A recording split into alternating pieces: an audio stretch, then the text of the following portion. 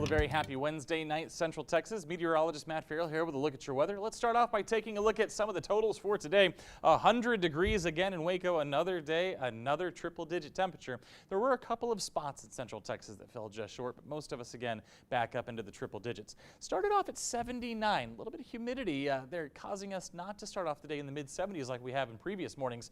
That humidity, though, it's not much of a factor when it comes to the fire danger. We're going to talk about that here in just a minute. So for tomorrow, what are we looking at? Another day spent in the triple digits, 100 degrees. Again, the difference between your actual temperature and your heat index temperature, not huge there, because even though there is some moisture in the air, the relative humidity is still very low. So even though it's going to be 100 tomorrow, it might only feel like it's 102 or 103 in some areas, Waco, Temple, and Killeen. Areas further to the west obviously will be hotter, and their heat index values will subsequently be hotter as well. So let's talk about that relative humidity, because we've been talking a lot about fire danger this week.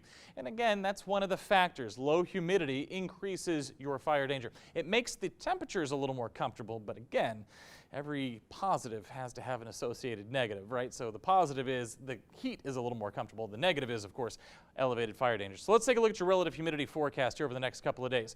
By tomorrow morning, the morning time is going to be when you're going to see the highest humidity, because that's when temperatures are lowest, closest to the dew points. But by tomorrow afternoon, watch this. We're all the way back down to 22% in Temple, 21% in Waco, 22% in Gatesville. And again, that'll be good enough for a couple of a degree swing from temperature to heat index, but it's also meaning high fire danger still in effect for the area. And then again, by Friday morning, that's when we see our highest humidity, 80, 90%. And then by Friday afternoon, same story. A little bit closer to 30%, but still very low across the area. And because of that, we are talking about fire danger. Here's the Texas Forest Service fire danger forecast map. Everybody in this yellow color, that is a high danger, moderate danger in the blue areas, and then the orange, that's going to be a very high risk. So that's going to be the highest risk for where we would see fire danger threats, and that is backed up by our National Weather Service forecast map. Our fire danger is going to be highest as you go west of I-35. So again, any outdoor burning prohibited in most counties anyway.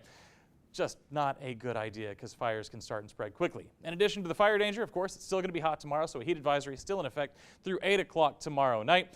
For tonight, though, we'll see temperatures drop back into the 70s across the area tomorrow, back up to about 101 across Temple and 100 in Waco, 102 in Gatesville there.